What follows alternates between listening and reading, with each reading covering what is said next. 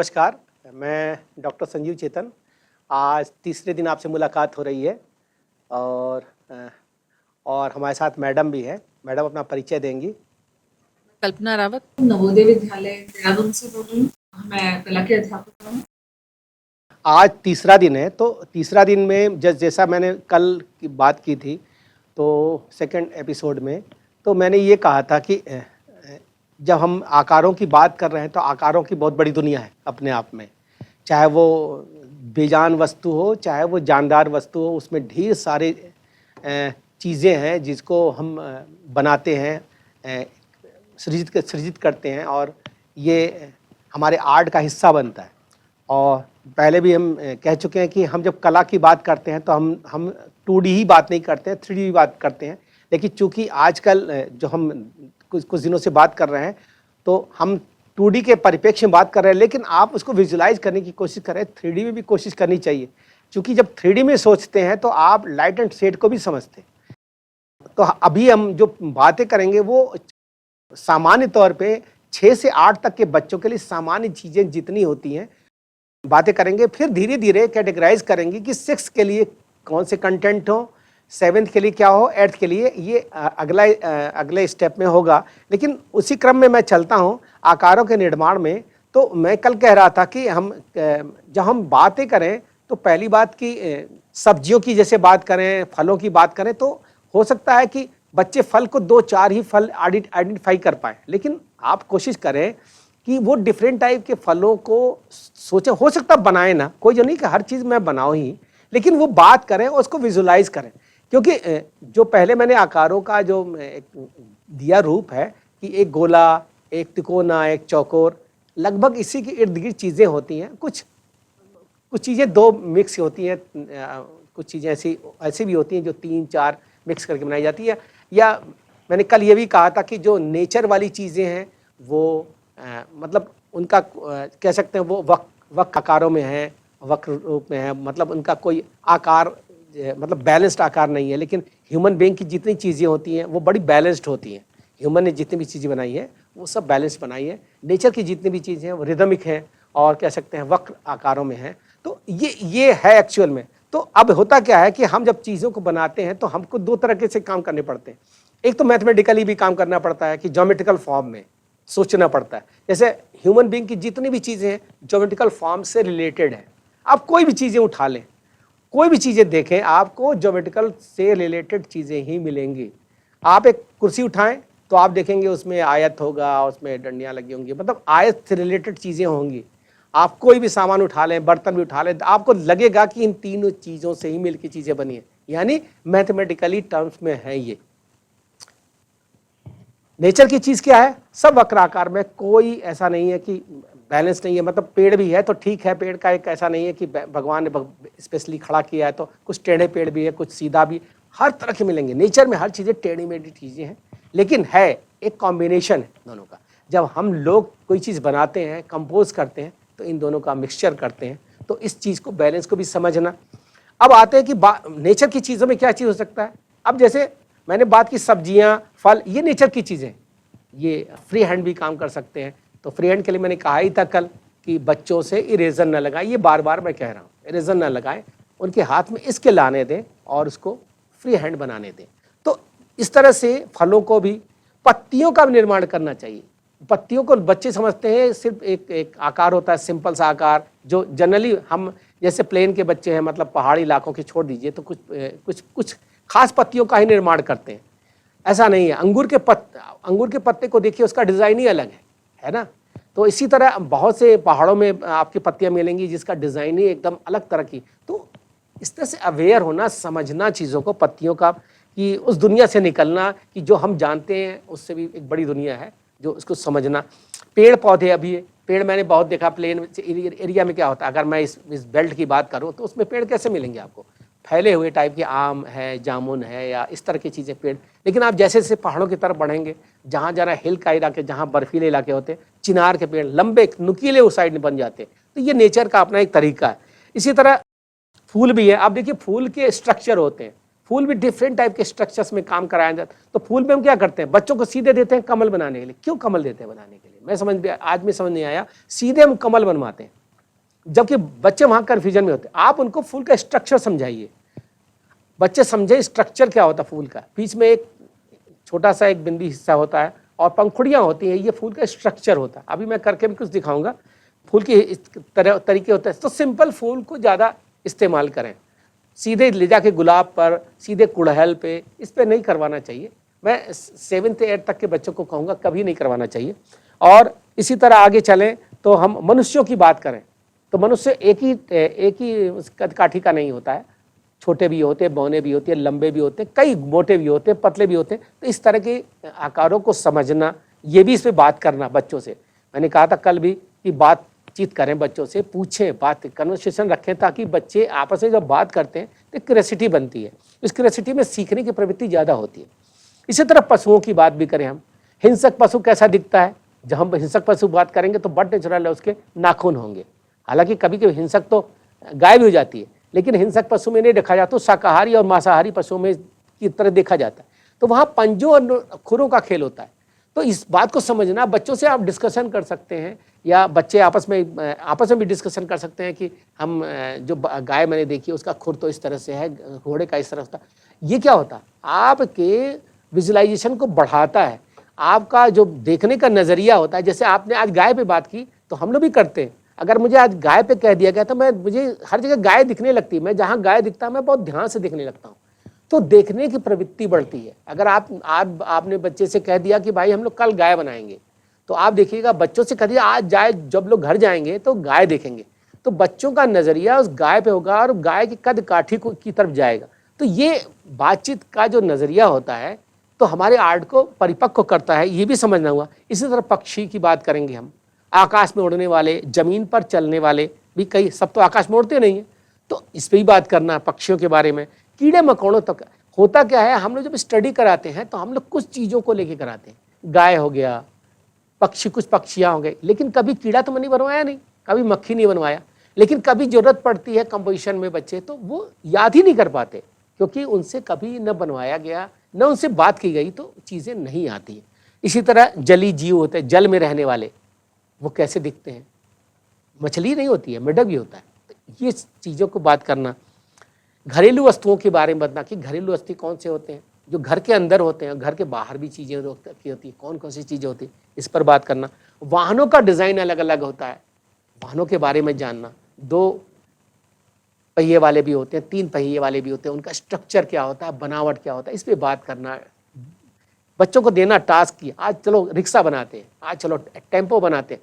कभी आपने टेम्पो नहीं बनवाया होगा, लेकिन आप मौका दीजिए उनको, दीजिए करने को, तो करेंगे। तो इस तरह से चीज़ें करना। लेकिन बात वही है, इरेजर देंगे, रबर का चांस देंगे, तो वो चीज़ें उनको स्किल में नहीं आएगा।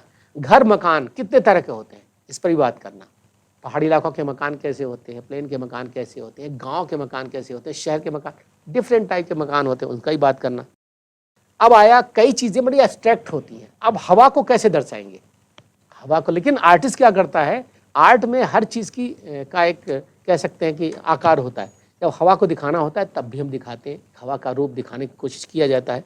पानी की लहरों का ऐसे दिखाने का उसका भी प्रचलन है, उसको दिखाया जाता है। तारे हैं, सूरज है, पहाड़ है, दुनिया भर की चीज़ें। शिक्षा सामग्री में क्या क्या चीज़ें होती हैं, उसको समझना, उसको बनाना।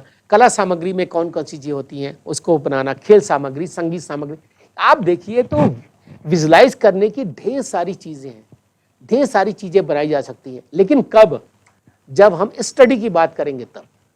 अगर हम कहेंगे नहीं आज मैं एक ख़ास चीज़ बनाऊंगा, मैं सोच लूँ कि मैं 1 साल में 10 चीज़ें बनवाऊंगा, तो 10 चीज़ पे फोकस रह जाएगा। लेकिन आप स्टडी के नज़रिए से सोचेंगे तो मैं समझता हूँ कि बच्चा कई तरह की चीज़ों को बनाता है और उसकी समझ पैदा करता है। तो इस तरह से देखा जाए तो। लेकिन अब ये बात आए कि इतनी सारी चीज़ें हैं, तो क्या रियलिज्म में काम किया जाए, रियलिज्म में क्या फोटोग्राफिकली काम किया जाए, कोई जरूरी नहीं है। बच्चों की ड्राइंग, 6, 7, 8 के बच्चों की ड्राइंग उनके तरीके से होती है, उनका भी लेवल होता है, उस लेवल के हिसाब से चीज़ें होती हैं। तो इस में अगर कुछ मैडम कुछ कहना चाहेंगी तो मैडम भी कहें। चेतन सर, इसमें आपने बहुत बढ़िया जो बात करी कि विजुअलाइजेशन, तो बच्चे जो है छोटे छोटे आकारों के माध्यम से कोई भी शेप का निर्माण करते हैं, आकृति का निर्माण करते हैं, और फिर वो जैसे हम डिस्कशन करेंगे, मान लिया कि आपके किचन में क्या क्या चीज़ें होती हैं, तो वो और ही गहनता से उन चीज़ों को देखना शुरू करेंगे कि शेप, हाँ ये चकला है तो ये गोल है, ये बेलन है तो ये लंबा शेप में है, और भी चीज़ों को और अच्छे से वो चीज़ों को बहुत ही गहन तरीके से देखेंगे। किसी भी चीज़ को, मान लिया घर में पड़ा हुआ सोफ़ा है तो लंबा है सोफ़ा किस प्रकार, बेड है तो किस प्रकार से है, तो शेप्स से उसको जोड़ेंगे। और शेप को जीवन की सभी जो विभिन्न आयाम हैं, उनके जो उनमें जो चीज़ें हैं, उनसे अब उनको देखने की कोशिश करेंगे और उनसे अपने आप कनेक्ट कर पाएंगे। जो भी उसने वो देख रहा है अपने चारों तरफ, चाहे वो किसी भी क्षेत्र से जुड़ी हुई चीज़ें हैं, अपने मान लिया वो बाहर जा रहा है तो प्रकृति में वो देख रहा है कि ये फ्लावर है, ये किस शेप का है, गोल है, इसके बीच में बिंदा ऐसे बिंदी सी है, और इसकी डंडी ऐसे है, इसकी पत्ती इस टाइप से। तो एक तरह से एक स्वरूप नॉर्मल जो है फ्लावर का ऐसा ही होता है, ठीक है। तो वो भी देखेगा कि फिर उसमें बाद में डिफरेंशिएट करेगा कि भाई ये फ्लावर कैसा होता है। मेन जो है उसके फ्लावर की शेप वो तय कर लेगा, हाँ भी इस टाइप का होता है, ठीक है। और इससे जैसे हम वो मान लिया साइकिल है वो बना रहा है, जो उसके रोज़मर्रा की ज़्यादातर देख रहा है, वो चीज़ चला भी रहा है, तो वो उसको बहुत गौर से देखेगा। फिर दूसरे वो चीज़ों पे आएगा कि हाँ भाई कार की शेप, मतलब उसके देखने का जो है नज़रिया मतलब बढ़ता जाएगा। अगर हम उसे डिस्कशन करेंगे हाँ भाई शेप में ये शेप की चीज़ कौन सी होती है, ये शेप ये शेप की चीज़ हमारा ट्राइंगल है, तो इससे दो ट्राइंगल को हम अगर उल्टा, एक सीधा और एक उल्टा में शेप में रखेंगे तो एक स्टार की शेप ले लेता है वो, है ना। तो ये जो है वो खुद से अपने आप कनेक्ट करके, हाँ भाई स्टार देखो ऐसे बताया गया था कि ट्राइंगल को मिला के बनाया गया था, तो ऐसे ही वो और चीज़ों से भी कोरिलेट करेगा और उससे जानकारी उसकी बढ़ेगी। ऐसी और भी चीज़ें जो देखते हैं, पशु पक्षी चारों तरफ प्रकृति में नज़र आते हैं, या फिर मैन मेड हैं कोई चीज़ें, तो सबसे वो जुड़ना शुरू होगा, उसका ऑब्जर्वेशन कई गुना अधिक बढ़ जाएगा इससे। तो अगर हम इससे स्टडी करवाते हैं उससे बच्चों की कि भाई इस ऐसे बताइए, ये नहीं कि खाली एक ही चीज़ पे अटके रहे कि यही बनाना है, तो सर ने बहुत ही बढ़िया बात की। इससे बच्चे का विजुअलाइजेशन बढ़ता है, उसकी ऑब्जर्वेशन भी बढ़ती है, और वो उसको कोई पूछेगा तो वो एक के बजाय वो कई चीज़ें आंसर के रूप में दे सकता है, और उसका उपयोग भी बता सकता है कि कहाँ पे उसका उपयोग है हमारे जीवन में। तो ये बहुत ही बढ़िया स्टडी है आर्ट के ऊपर। एक रिसर्च है, मैं कहूँगी रिसर्च है, जो कि 6, 7, 8 यानी बच्चों के जूनियर कक्षा में जो पढ़ाया जा रहा है उससे थोड़ा सा हटके है, क्योंकि इसमें स्टडी के बारे में बताया गया। हम तो जैसे हम भी टीचर हैं आर्ट के, तो हम लोग जो पढ़ाते थे तो हम लोग भी एक ही स्वरूप के बारे में बताते थे कि हाँ भाई यही बनाना है। तो इससे हटके जो बात की गई है 6, 7, 8 के बच्चों के लिए, कि वो अपनी कल्पना शक्ति को मिलाए और जो चीज़ है उससे अधिक सोचे और उसको स्टडी के रूप में ले। तो ये तो बहुत ही बढ़िया है, इससे उनका ऑब्जर्वेशन करने की क्षमता बहुत ही विकसित होगी, सोचने समझने की क्षमता भी विकसित होगी, और बिना समझ लिए रबड़ के अगर वो बनाएगा तो उसकी स्किल बहुत ज़्यादा डेवलप हो जाएगी, और वो बिल्कुल सरलता से बिना सोचे समझे कि भाई मैं मिस्टेक करूँगा, ऐसे बनाना है, ऐसे बनाना, तो बहुत अच्छे से वो उस स्किल को डेवलप कर पाएगा। तो सर अब और आगे बढ़ाएंगे इस विषय में। हालांकि उस वर्ड को मैं भूल गया था, ऑब्जर्व करने वाला। तो आर्टिस्ट कोई भी हो, मैं साहित्य कला और सब के लगभग लोगों को मानता हूँ, अच्छे ऑब्जर्वर होते हैं, वो चीज़ों को बड़ा ऑब्जर्व करते हैं। वरना एक बात बताइए, सामान्य सी बातों पे एक कवि कविता कैसे लिख लेता है? तो सीधा सा है, उसका ऑब्जर्व करता है इसलिए लिख पाता है। यही कारण कलाकारों का होता है। जो कला के बच्चे होते हैं, कला से जुड़े लोग होते हैं, वो क्या करते हैं? चीज़ों को ऑब्जर्व करते हैं। वरना वो एक गाय को एक नया रूप देने में कैसे सक्षम होते हैं। अभी आप किसी बच्चे से काम कराइए तो आपको गाय तो दिखेगी, लेकिन आपको लगेगा कुछ बचकाना जरूर है, लेकिन उसका नया रूप दिखता है। तो ये कहाँ से होता है? एक ऑब्जर्व और उसका माइंड। दरअसल दो तरीके से चीज़ें काम की जाती है, एक विजन में और एक बुद्धि से। जब बुद्धि कहता है तो बुद्धि, आपने कभी, अगर मैं थोड़ा बहुत उस पर जा रहा हूँ एडवांस में, तो पिकासो को देखा होगा। पिकासो ने एक पेंटिंग बनाई थी कि उसका नाक, जो चेहरा तो सामने से है और नाक साइड से, और कान भी साइड से पूरा दिख रहा है। ऐसा तो होता नहीं है, कान तो हल्का सा दिखता है, लेकिन एक दिमाग कहता है ना कि कान का आकार ये होता है, नाक का आकार ये होता है। तो पिकासो ने अपनी पेंटिंग में भी इसी तरह कुछ दिखाया। बच्चे भी कुछ इस तरह से काम करते हैं कभी कभी कि विजन तो होता ही होता है, लेकिन वो अपने दिमाग से चीज़ों को देख रहे होते हैं कि उनके दिमाग में है। एक बहुत छोटा सा उदाहरण, कई बार एक उदाहरण आता है कि एक छोटे से बच्चे ने एक ड्राइंग किया था, हालांकि मैं ड्राइंग करके दिखाऊंगा कभी मौका मिला तो। उसमें लगता है कि किसी ने पूछा ये क्या बना है, तो हालांकि एक सिंपल सा एक बादल टाइप का कुछ बना हुआ था, 2 रेखाएं थी। तो उसने कहा, पूछा गया तो पता कि ये मोजा है। तो अब लोगों का ये मोजा कैसे हो सकता है, जुराबें कैसे हो सकती हैं? तो उन्होंने कहा कि नहीं, जुराबें मैंने उतार दी थी, ऊपर से देखा था। तो ये समझना हो कि जुराबें जब उतर जाती है तो वो कैसा दिखता है। तो ये समझना हुआ ना कि हम तो एक विजन में चीज़ों को देख रहे हैं, और वो बच्चा हो सकता है बर्ड व्यू से चीज़ों को देख रहा है। जैसा हम लोग बर्ड व्यू की बात करते हैं, आसमान से कोई चीज़ देखे तो कैसा दिखेगा, नदी ऊपर से कैसी दिखती है, ऊपर से पेड़ कैसे दिखता है। तो ये समझना हुआ। कभी कभी बच्चों का विजन और माइंड दोनों मिक्स होकर काम करता है। जैसे जैसे हम बड़े होते हैं हमारा विजन ज़्यादा सशक्त होता है, माइंड वाला हिस्सा कम हो जाता है। जब हम एडवांस काम करने लगते हैं, हमारा मस्तिष्क काम करने लगता है, विजनरी कम हो जाता है। ये एक प्रोसेस है। तो इस प्रोसेस को मैं थोड़ा सा ड्राइंग करके दिखाने की कोशिश करूंगा, और मैं उसी सिलसिले में एक बात भी कहूँगा कि अब एक हमारे एजुकेशन में एक चीज़ें और उभर के आई हैं, एलओज, यानी कि लर्निंग आउटकम्स। इसको भी ट्रेस आउट करना है बच्चों को। जब चीज़ें करवाई जाती हैं तो हम ये समझने की कोशिश करते हैं कि आखिर बच्चा इसको सीखने के बाद क्या करने, कैसे सरेगा। तो होता क्या है, हम इतनी चीज़ें, आकारों को सिखाते क्यों हैं, क्या एप्लीकेशन इसका, क्या यूज़ है इसका।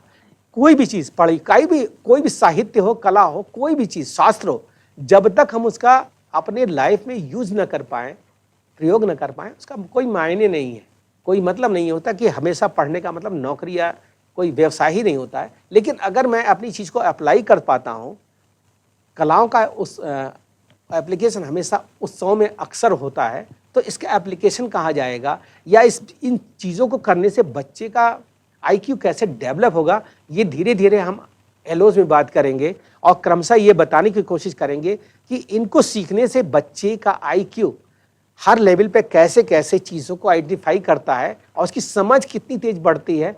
जो मैंने कल आपसे बात कही थी कि एक विजुअल डिक्शनरी के रूप में चीज़ों को समझता है, तो इस बात को आप भी समझेंगे कि कई चीज़ों के नाम आप नहीं जानते हैं, लेकिन उसको चित्रों के माध्यम से समझ पाते हैं। चित्र बन जाता, समझ जाते हैं, हाँ चीज़ तो है, ये मेरे वहाँ ऐसा बोला जाता है, आपके वहाँ ऐसा बोला जाता है। तो कोई पर्टिकुलर नेम नहीं होता। बहुत सी चीज़ें ऐसी होती हैं। तोता होता है, तोता अफ्रीका में कुछ और तरह का होता है, हमारे वहाँ कुछ और होता है, नाम अलग अलग जगहों में होते हैं, लेकिन उसकी बनावट एक जैसी होती है लगभग। लेकिन सबको तोता नहीं कहते हैं, ये भी कहना हुआ। तो इस बात को समझना हुआ कि जो हम देख रहे हैं क्या उसका मतलब वही होता है। तो चित्र ही इसका सबसे बड़ा उदाहरण है कि चित्र बताता है कि इसको अगर इस रूप में देखें तो इसका नाम उस जगह पे ये होता है, लेकिन बनावट कुछ इसी तरह की होती है। तो ये चीज़ें चित्रों से बहुत कुछ क्लियर होता है, जिसको हम विजुअल डिक्शनरियों में पाते हैं। तो मैं कुछ ड्राइंग करके दिखाऊंगा और बताने की कोशिश करूंगा कि आप 2-3 चीज़ों, जैसा मैंने कल 2 दिन से कहा कि हम आकारों को कैसे गढ़ें, सामने कैसे ले आएं, और ये समझें कि ये आकार कैसे बनेगा। तो अभी फिलहाल हम आकारों पर ही बात करेंगे। तो चलते हैं, कुछ करके देखते हैं। आजकल होता क्या, आर्ट में जब तक देखा ना जाए, कुछ किया ना जाए, तब तक मुंह से बोलने से तो आर्ट नहीं होता है। तो इसलिए आज आर्ट को करके देखा जाए तो ज़्यादा अच्छा होता है। तो हम ये कल जैसा मैंने बताया था कि अब तो कई बार बात की जा सकती है। मतलब एक सर्किल में, यानी कि गोले में कोई आकार होता है, या फिर तिकोने में होता है, या फिर आपका चौखुंडे में, या चौकोर, यानी कि आप आयत भी कह सकते हैं, कुछ भी कह सकते हैं, ऐसा भी हो सकता है, कुछ भी हो सकता है। तो इस तरह की आकारों को अगर हम जोड़ा जाए तो 2-3 आकार अगर मिलेंगे तो उसके बनने की संभावना कैसे बनती है। जैसे मैं आज कोशिश कर रहा हूं कि आपके सामने एक जग बनाने का, जग का आकार कैसे बनता है। तो ये समझना हुआ कि एक त्रिभुज, यानी कि एक तिकोना, एक सर्किल, एक आयत, अगर ये मिल जाए तो शायद जग बन जाता है। तो ये अगर हम जोड़ दें, इस लाइन को जोड़ दें,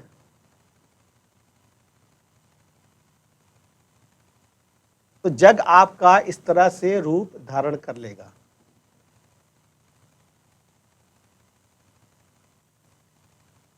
ये समझना हुआ। इसका मतलब एक गोला, एक त्रिभुज और एक आयत, ये मिलकर के एक पूरे स्ट्रक्चर को तैयार करता है। तो ये क्यों है? क्योंकि मैन मेड है। मैन मेड की जितनी भी चीजें होती हैं वो क्या है ना, बैलेंस। जग बनाएगा तो जग को खड़ा होने का एक बेस चाहिए, तो वो जरूर बनाएगा। इसी तरह से अब तो कल से सामानों की बात बहुत हो गई, तो अब हम चलते हैं नेचर की तरफ। थोड़ा नेचर को समझने की कोशिश करते हैं। नेचर में मैंने कहा था जैसे पत्तियां होती हैं। अब पत्ती का स्ट्रक्चर एक्चुअल में होता क्या है? बीच में एक तना होता है उसके, और एक ये भाग होता है। जनरली पत्तियां ऐसी ही बनाई जाती हैं, लोग इसी से यहां से परिकल्पना शुरू करते हैं। पत्तियों का परिकल्पना यही से शुरू होती है।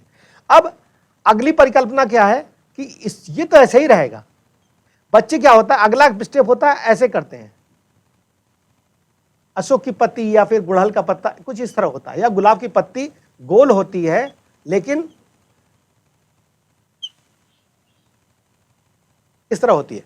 तो ये एक स्टेप है, लेकिन बच्चे हमेशा स्टार्ट यहां से करते हैं। ये बात अलग है कि मैं उसी पत्ती में एक पत्ती और जोड़ दूं, एक पत्ती और जोड़ दूं, ऐसे बना दूं, एक पत्ती और जोड़ दूं, एक पत्ती और जोड़ दूं, इस तरह पत्ती अलग बन गई। तो अब आप देखिए, इसमें ये गेम की तरह हुआ। अगर देखिए बच्चों को एक सिखाने के प्रक्रिया में रखें और कहें कि बच्चे 3 पत्तियों को जोड़ के या 4 पत्तियों को जोड़ के एक पत्ती बनाओ, तो देखिए पत्ती बन जाती। और इनको इन्हीं पत्तियों को ऐसे से कर दिया जाए। देखिए अब आप गेम की तरह देखें तो पत्तियों का आकार बनता जा रहा है। शायद इसी तरह का पत्ती कुछ पत्तियां होती हैं, पत्तियां बन जाती हैं। तो इस तरह से पत्तियों के निर्माण के लिए जब हम खेल की तरफ बताएंगे बच्चों को, तो वो इंटरेस्ट भी लेंगे। और अब यहां पे ये फिर वही बात है कि हम बार बार कुछ क्रिएट करें, लेकिन अब फ्री हैंड में अगर बनाए, बच्चा जब समझ जाएगा तो वो खुद चीजों को ड्रॉ कर लेगा। ये पत्तियों का रूप, तो ये एक स्टेप है पत्तियों का। कुछ पत्तियां गोल भी होती हैं, ये भी पता होगा, लेकिन जनरली आपने देखा होगा बच्चे अक्सर पत्तियों का रूप ऐसा ही बनाते हैं, ज्यादातर ऐसा ही होता है। बच्चों को बहुत कम हम सिखाते हैं कि चलो आज हम गोल पत्ती बनाएंगे। ये चीजें करनी चाहिए। इसी प्रकार से पेड़ का है, पेड़ का रूप। अब कल मैंने बात में भी कहा था कि कुछ ड्राइंग क्यूट ड्राइंग कहलाते हैं। अब क्यूट ड्राइंग क्या होता है? क्यूट ड्राइंग ये होता है कि जैसे मान लीजिए मैं पेड़ की बात करूं, पेड़ का ये रूप है, लेकिन अगर मैं इसको क्यूट में कन्वर्ट करूं, जैसे बच्चे देखते हैं कार्टूनों में इस्तेमाल होता है, बच्चों को सरल से सरल आकार देना चाहिए। तो मैं कहूं कि अगर बच्चे से कहा जाए ये पेड़ बनाओ, ये क्या है? ये भी पेड़ है, ये भी पेड़ हुआ, तो ये क्यूट में आ जाता है। ये कहते हैं कि हम पत्तों के रूप में चीजों को नहीं देख रहे हैं, हम होलिस्टिक उसमें रूप में देख रहे हैं, एक बड़े रूप में, कि हम पत्तियों को अलग अलग नहीं चेक कर रहे हैं। हम कह रहे हैं दूर से अगर कोई चीज दिखता है तो कैसा दिखता है, तो एक पेड़ का रूप है। दूसरे ऐसे भी पेड़ को बनाया जाता है, ये पेड़ होता है। दूसरा ऐसे ऐसे ही पेड़ों को बनाया जाता है, ये क्यूट में आ जाते हैं। ये सारे पेड़ क्यूट, आप गूगल कभी सर्च करेंगे तो उसमें क्यूट सब लिखा हुआ है। तो ये बचकाना एक तरीका है, लेकिन बच्चों को इससे क्या होता है, पेड़ का सिंबोलिज्म समझ में आता है। बच्चों को बहुत कॉम्प्लिकेटेड चीजें अच्छी नहीं लगती। शायद मैं समझता हूँ शायद बच्चों को कार्टून इसीलिए भाता है कि उसमें वो कॉम्प्लिकेशन नहीं होता है जो होना चाहिए, रियलिज्म नहीं होता है, शायद बच्चों को इसीलिए भाता है। तो बच्चों को अगर मैं ड्राइंग के इस पायदान से ले चलूँ तो ज़्यादा अच्छा होगा। तो इसीलिए पेड़ के लिए जब बात किया जाए बच्चों को, तो सिंपल से सिंपल आकार को करवाया जाए, सिंपल से सिंपल आकार में इस तरह से पेड़ बनाया जाए, तो मैं समझता हूँ ज़्यादा कारगर होगा। और बच्चे भी इस बात को समझेंगे कि हमें ज़्यादा आसान लग रहा है, और कोई भी इसमें कोई ज़्यादा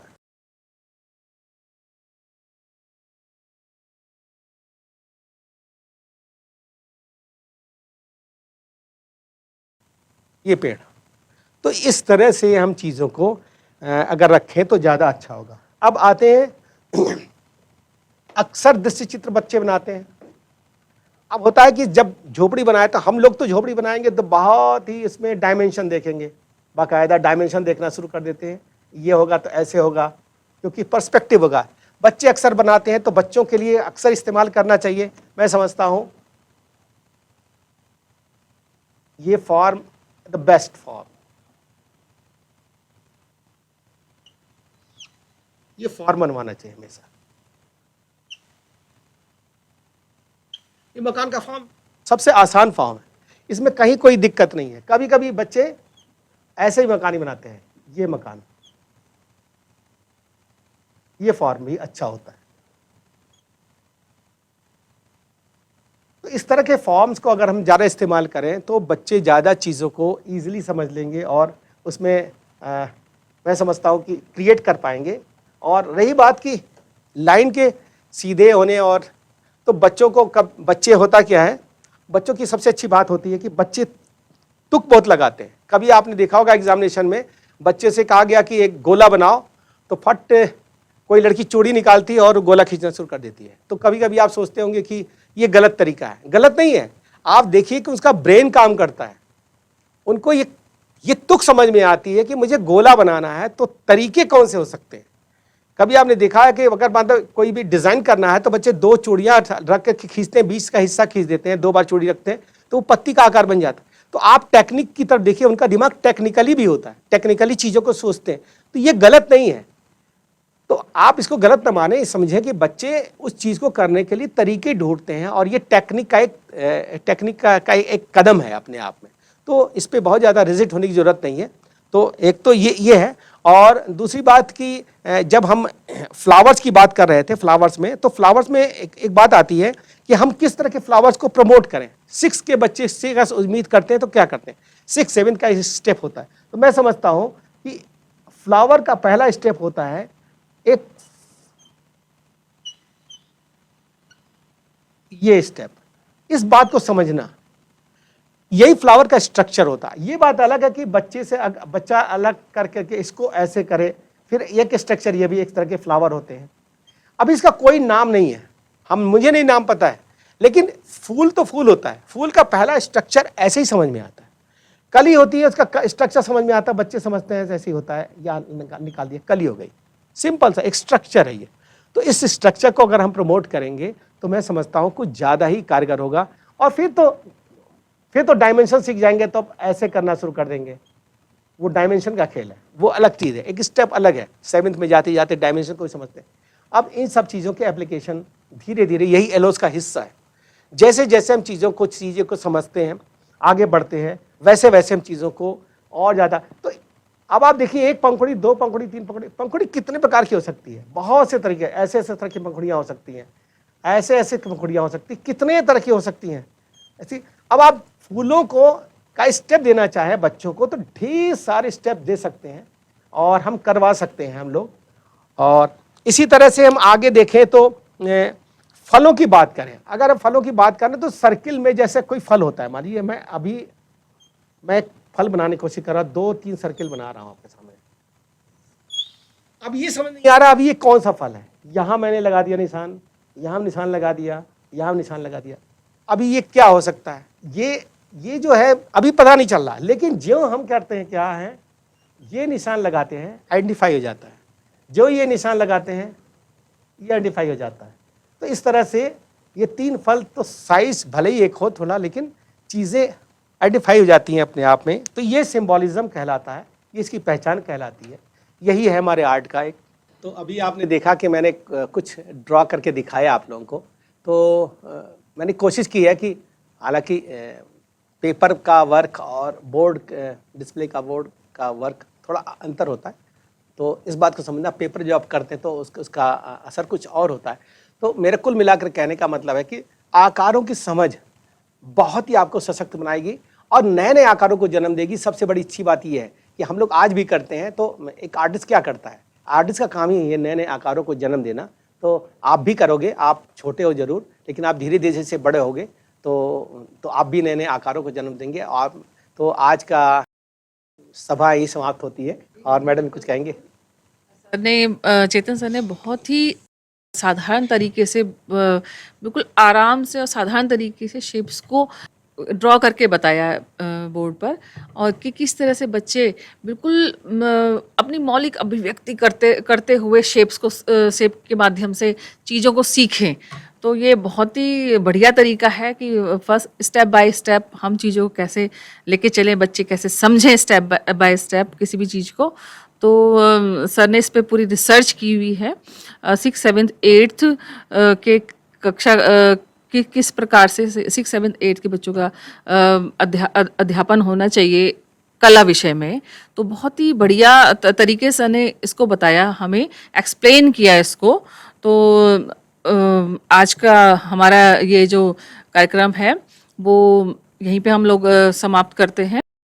सर का बहुत बहुत धन्यवाद, और इसी तरह से हम नेक्स्ट क्लास में नई चीज़ के बारे में डिस्कशन करेंगे। Thank you so much.